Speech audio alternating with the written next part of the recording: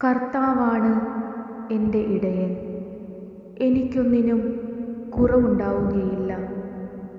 പച്ചയായ പുൽത്തകിടിയിൽ അവിടുന്ന് എനിക്ക് വിശ്രമമരുളുന്നു. പ്രശാന്തമായ ജലാശയത്തിലേക്ക് അവിടുന്ന് എന്നെ നയിക്കുന്നു. അവിടുന്ന് എനിക്ക് ഉന്മേഷം നൽകുന്നു. തൻ്റെ നാമത്തെ പ്രതി നീതിയുടെ പാതയിൽ എന്നെ നയിക്കുന്നു.